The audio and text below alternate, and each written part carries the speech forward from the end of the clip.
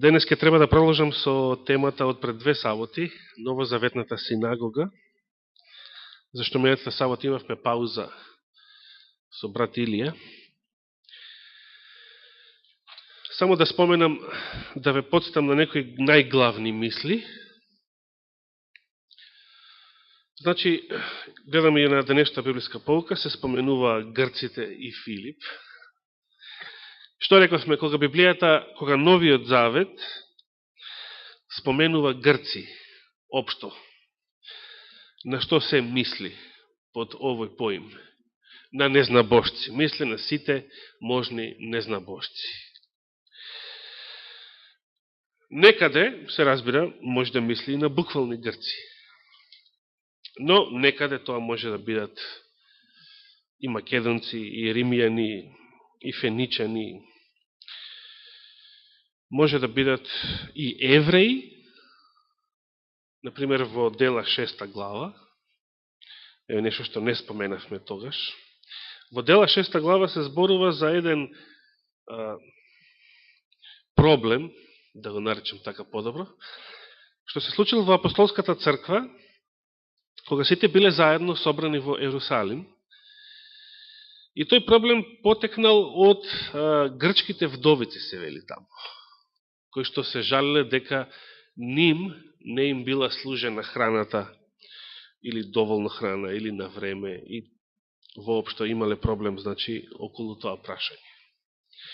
Тоа прашање било повод да се изберат 7 ѓакони во Ерусалимската црква после тоа, и на тој начин да се организира распределбата на храна и средства помеѓу верниците.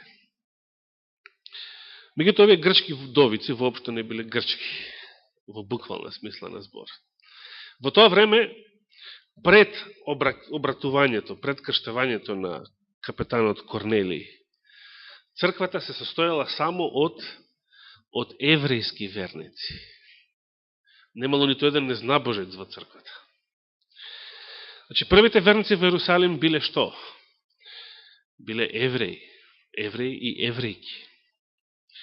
Зошто тогаш некои од нив се нарекуваат грци, кога биле евреи? И тоа е интересно прашање.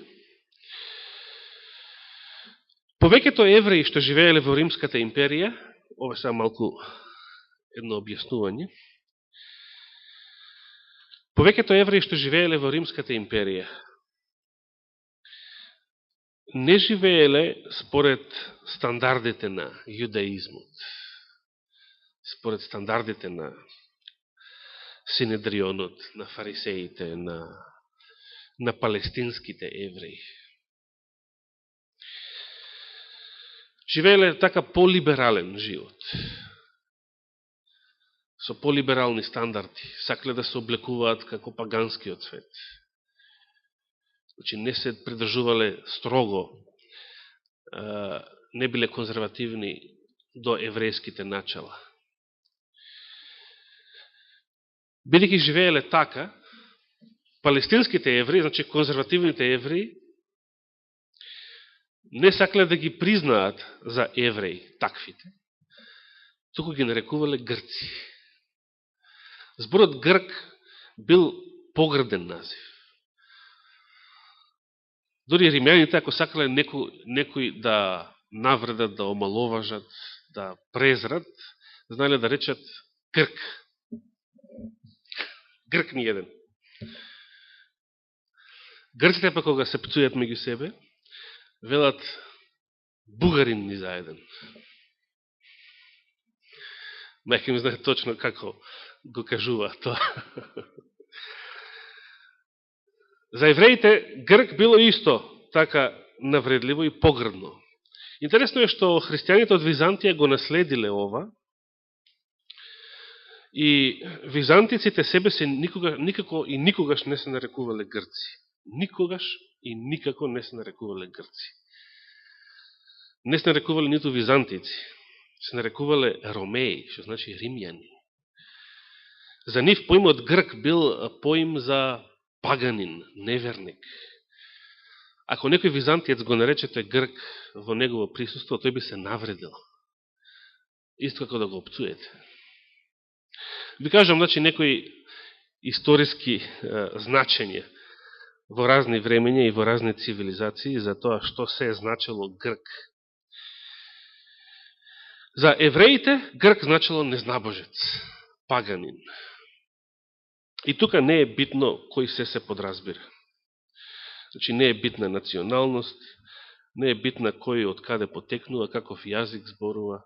Едноставно, ако не сте обрезан израелец, вие не сте ни човек, вие сте куче, бес, а сето тоа се нарекувало Грк.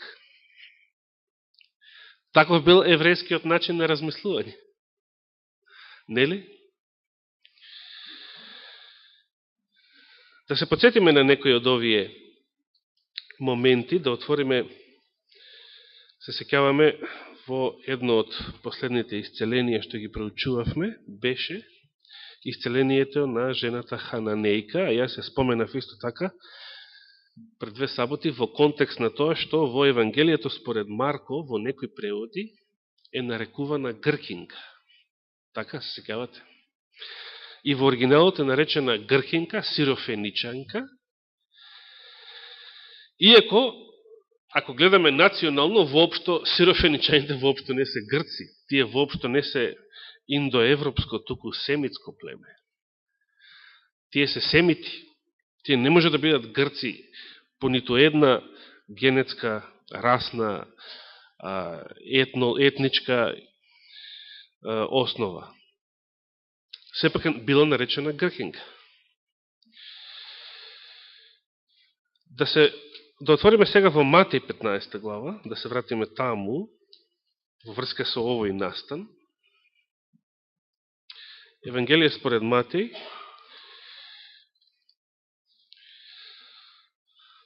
ќе го прочитам уште еднаш целиот случај. 21 стих, Матеј 15 глава. И кога излезе оттаму Исус, замина во земјата Тирска и Сидонска. Ова е денешен Либан. Тир и Сидон се наоѓале во Либан денешен. Либан и ден денес е непријателски расположен спрема Израел, спрема Америка, спрема целиот Запад. Значи, радикално исламистичка земја. И во тоа време Тир и Сидон биле поим за паганство и непријателство кон Израел, Божиот народ. Незнабожечки крај, пагански крај. И сега што вели тука текстот? 22 стих, ете една жена Хананејка. Хананците исто така немаат врска со индоевропјаните. Тие се хамити, а зборувале семитски јазик. Една жена Хананејка излезе од оние краишта, повика кон него, велејки, смилувај ми се, Господи, сине Давидов, керка ми жестоко ја мачи демон. Но тој не ја одговори ниту збор. И како се однесува Христос? Не ја одговори ниту збор. Зошто? Зошто не ја одговори ниту збор? И пристапувајќи до него, учениците негови го молеа и велеа, отпушти ја, зашто вика по нас. Буквално учениците рекоа, избркаја, да не ни досега. За учениците воопшто не било чудно што Исус не ја обрнува внимание на оваа жена. Така постапувал секој евреин во тоа време. Не само кон жена Хананејка, и кон било каков маж, ако не бил евреин, ако бил паганин, евреинот воопшто не сакал да има работа со него. Ниту разговор.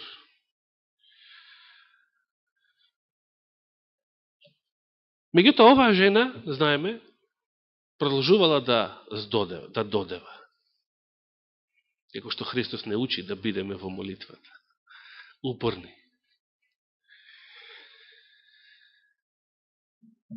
А тој одговори и рече, јас сум пратен само кај загубените овци на домот израелски. Ова била Христовата мисија, нели? Апостол Павле ќе го нарече во Римјаните 15 глава служител на обрезанието.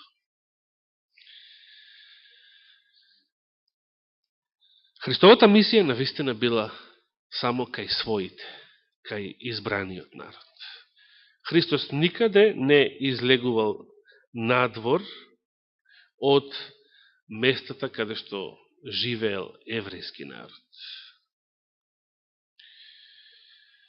Никогаш не се обраќал, никогаш не иницирал контакт со незнабожци.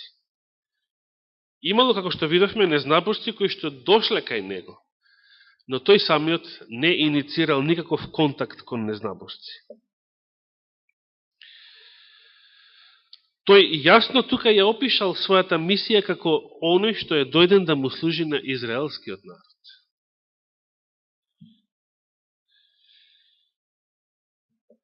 Може би ова звучало многу поразително за жена. Но таа кога пристапи, му се поклони и велеше: Господи, помогни ми. Продолжува да додева.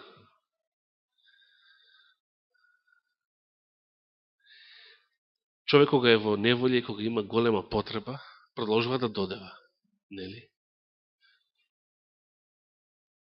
Еве повторно ќе споменам просјеци, иако не мислам конкретно на никого.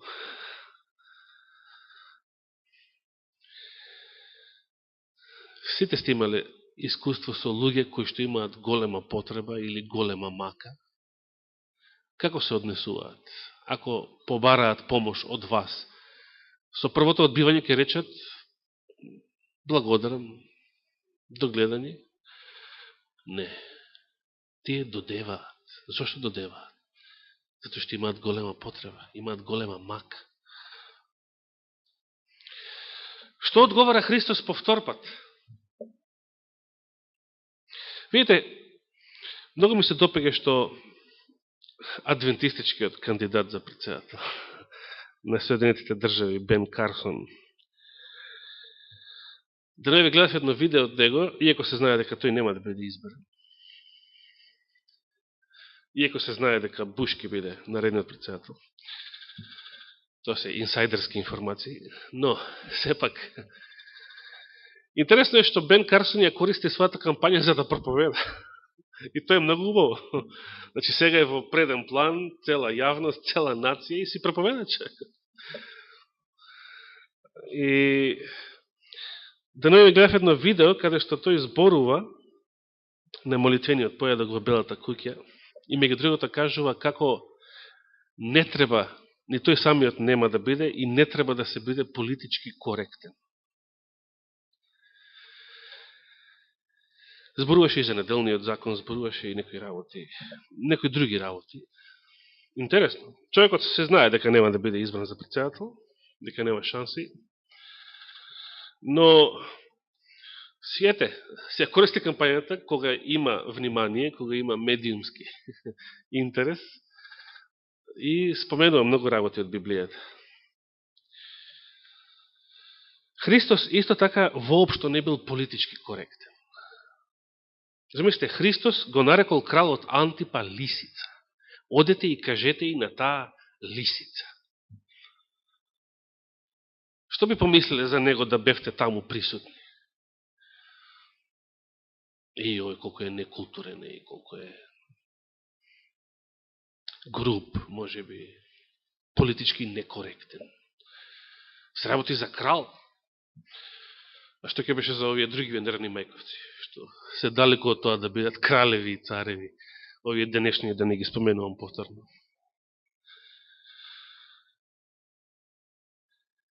Христос сега пак и дава еден уште поразочарувачки, по-некоректен одговор на жената и вели: не е добро да се земе лебот од децата и да се фрли на кучињата.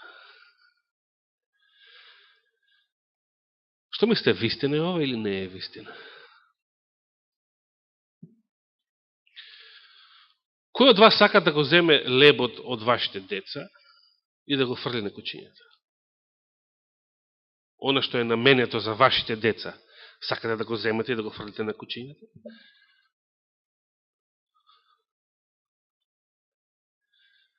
Значи, не зборам за кучешка храна, нешто што сте го купиле наменето за кучето.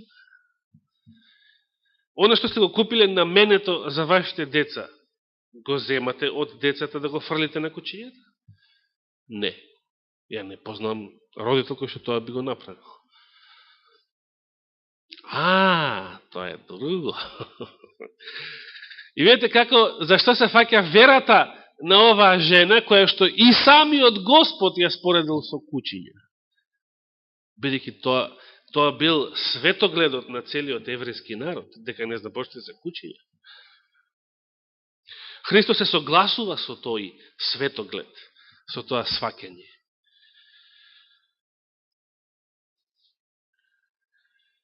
Евреите биле децата на царството. Избраниот народ.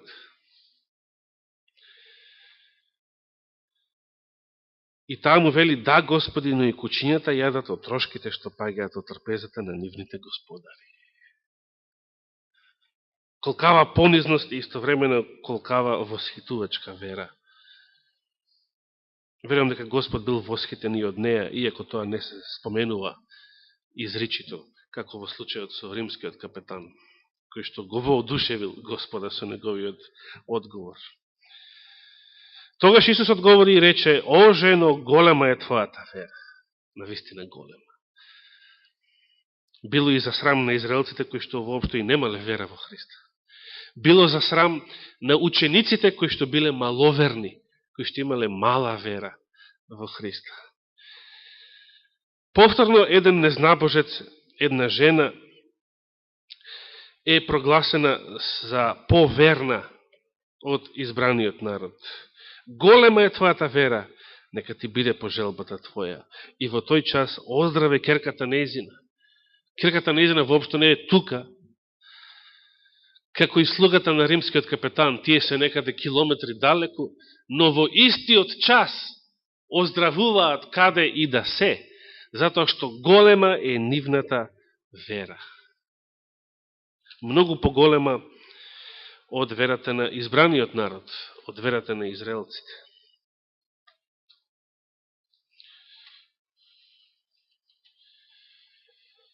Да отвориме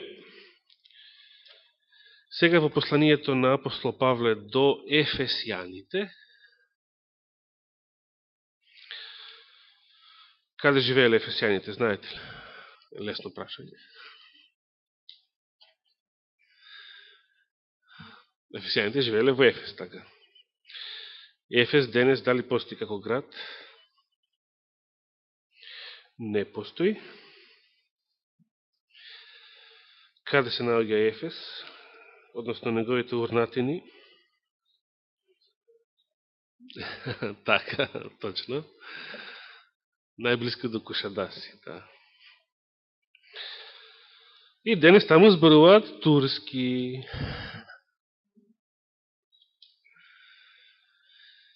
Цела Мала Азија, цела денешна Турција некогаш била христијанска цивилизација, кај што зборувале разни јазици, а преовладувал, кој јазик преовладувал во тоа време, во времето на Новозаветната црква, преовладувал општиот дијалект, рековме. Јазикот што го ширел Александар Македонски по целиот тогашен исток, средниот или блискиот исток. Општиот дијалект може да го наречете грчки јазик, како што и денешниот универзален светски јазик може да го нарекувате, и го нарекуваме и понатаму англиски јазик, иако тоа воопшто не е британски англиски јазик, туку тоа е многу прост, многу поточно би било да го нарекуваме американски јазик. Компјутерите така го препознаваат. Пишува English и во заграда USA. Сака да се каже, не е оригиналниот англиски јазик.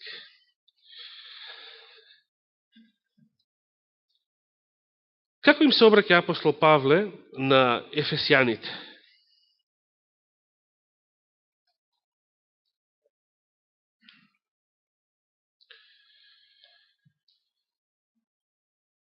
Ефесијаните, значи, биле незнабожци. Ефесијаните биле многобожци.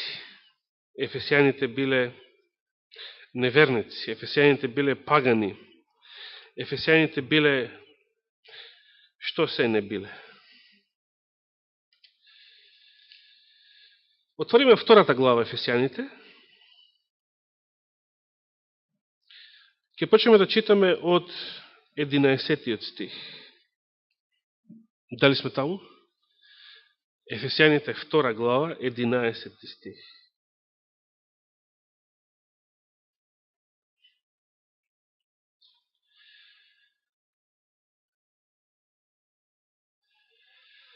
Затоа помнете вие, вели, помнете вие, кои некогаш по тело бевте незнабожци. Много интересно, по тело бевте незнабожци. Зошто по тело? И наречени необрезани од така наречените обрезани со телесно обрезание, правено со раце или ракотворено обрезание. Дека вие во она време бевте без Христос, отстранети од општеството на Израел, без право на учество во заветите на ветеното, без надеж и безбожници во светот.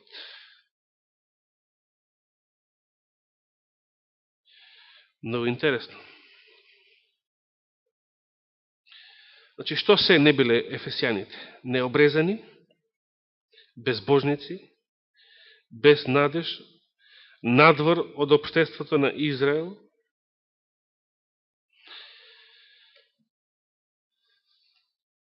но сега, во Христос Исус, вие, кои некогаш бевте далеко, станавте блиски преку крвта Христова. Кој ја направил промената? Промената ја направил Христос. Зашто тој е нашиот мир, вели, кој од двата народи направи еден и ја разруши преградата што беше помеѓу нив.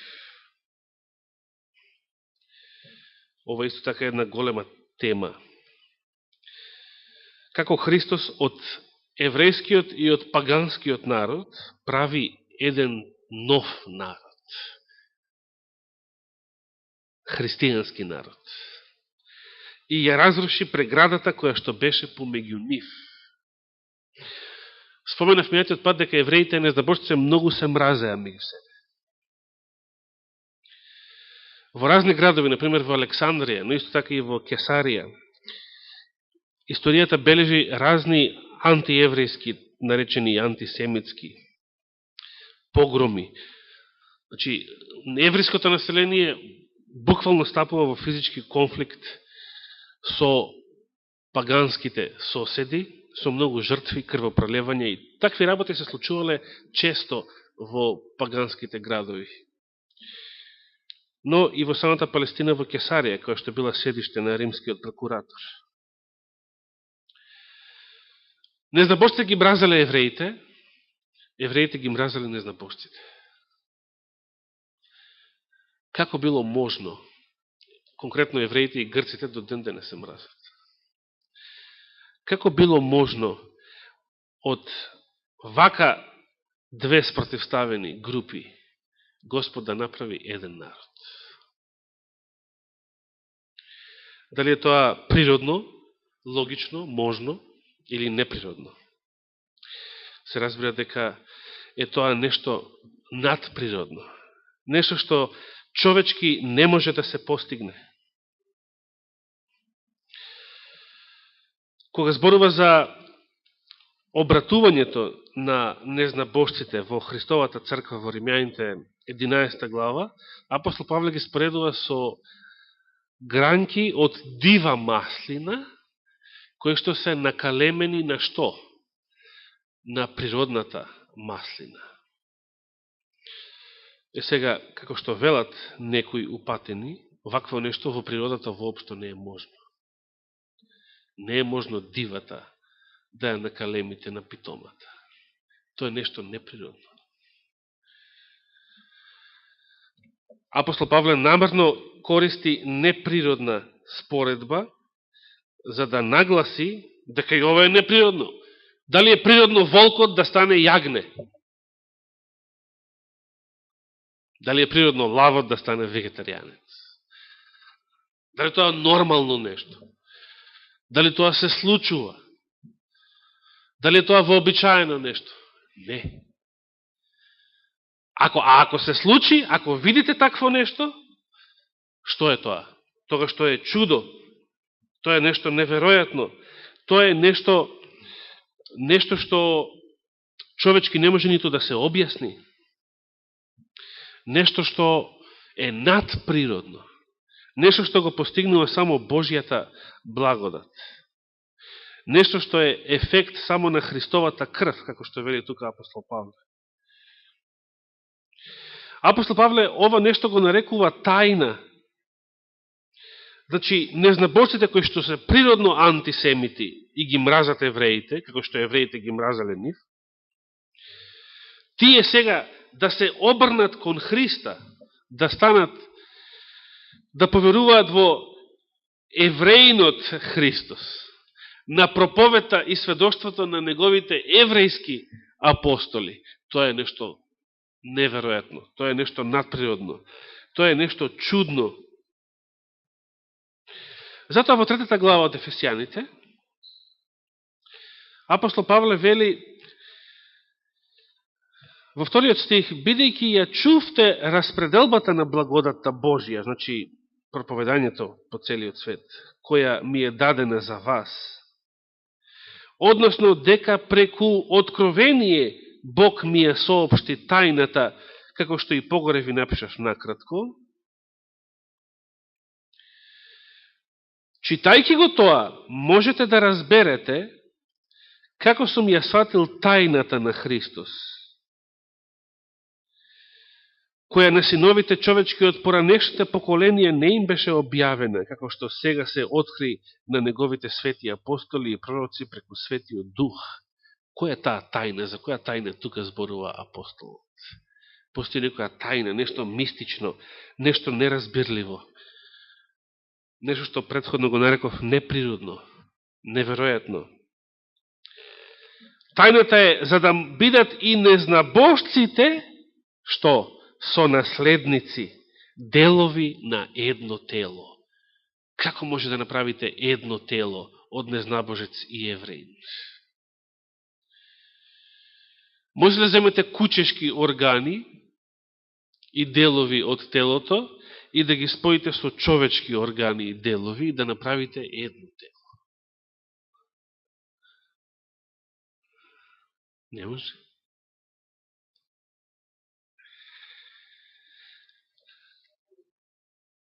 Можно е само ако и едните и другите го распнат своето тело, се откажат од себе си и се соединат, се причестат со Христовото едно тело.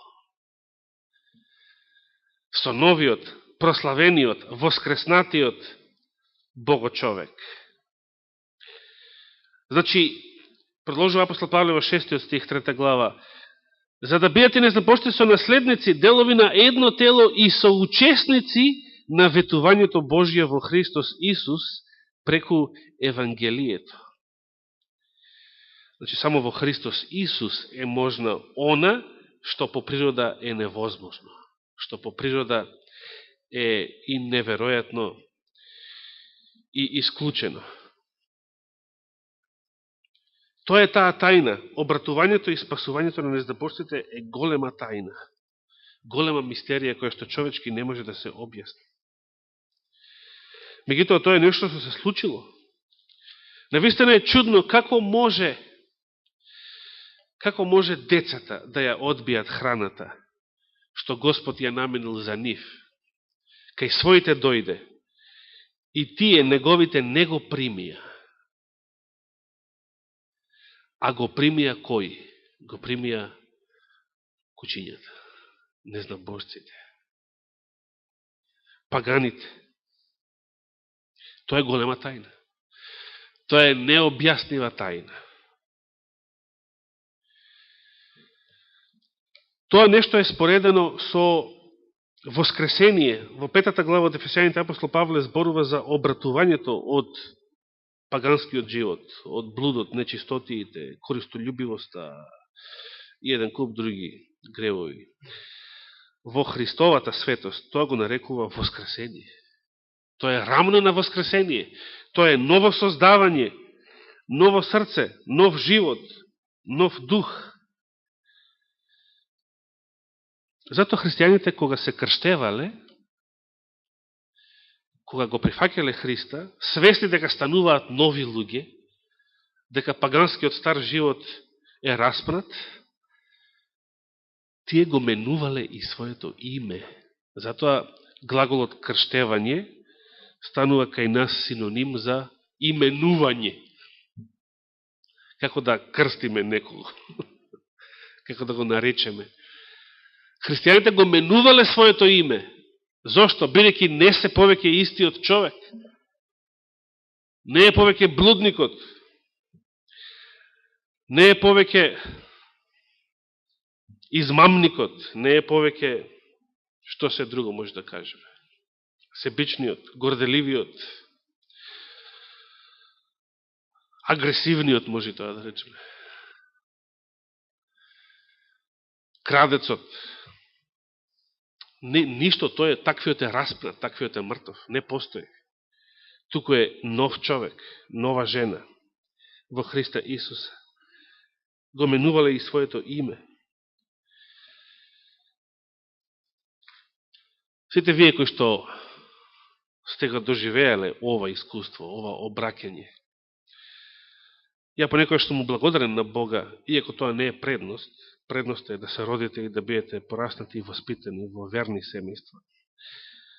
Но понекојаш сум благодарен што од црно паганство, од југословенски атеизам, директно ја запозна вестината и станав христијанин.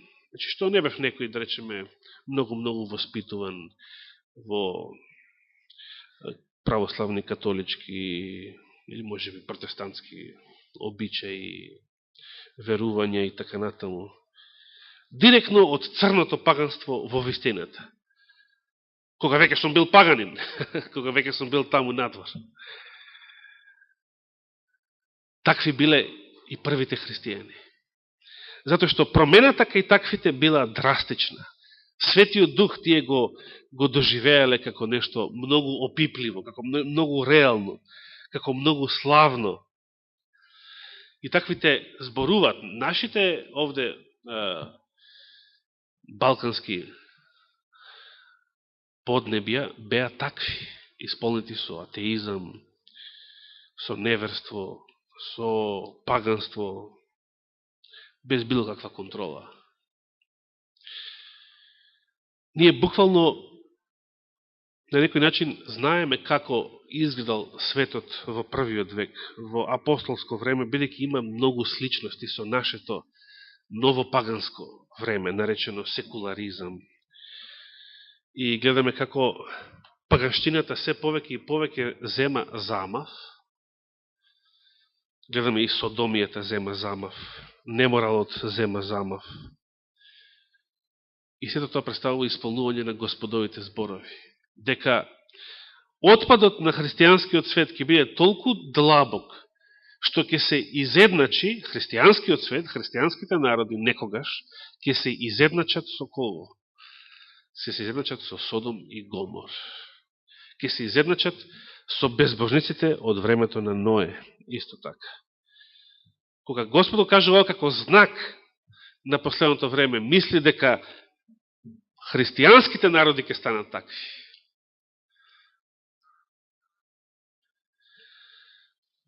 Тие ќе се изедначат со Содом и Гомор. И тоа ќе биде знакот на последното време. Дали живееме последното време? Живееме. Со Новозаветната синагога ќе продолжиме и следната сабота со трет дел. И конкретно таму ќе видиме сега како на дело во книгата Дела на апостолите, како во пракса овие поранешни непријатели, крвни непријатели, евреи и незнабожци, сега се соединети, заедно доаѓаат на богослужение. Во кој ден доаѓаат заедно на богослужение? Во саботен ден. Ќе видиме многу такви примери во Дела на апостолите. и заедно го слават Творецот во саботниот ден. Ќе видиме дека во Филиба, во Македонија, дури таму каде што немало еврејска синагога, затоа што немало 10, ниту 10 обрезани евреи, минимум треба да има 10 за да се направи синагога во некое место. Тој ден не се правило во јудеизмот. Значи, повеќето биле незнабошци, ама богобојазни, веќе привлечени од вистината. И тие, уште пред да дојде апостол Павле таму, тие во саботен ден се собирале крај реката, крај потокот, да го слават Творецот, единствениот жив Бог. Но за тоа повеќе следната сабота, во третиот дел. А за 2 саботи, таа сабота после неа, пред Света вечера, ќе имам онаа тема што ја најавив, дали треба да си ставаме етикета како верници, да се деноминираме, со други зборови, што сестра Цветанка особено ме замоли кога ќе имам таа тема, да нагласам кога ќе биде, еве, сега уште еднаш прелиминарно ја најавувам, значи за таа ќе биде за 2 саботи, или на 19. овој месец. Нека му е фала и слава на Господа.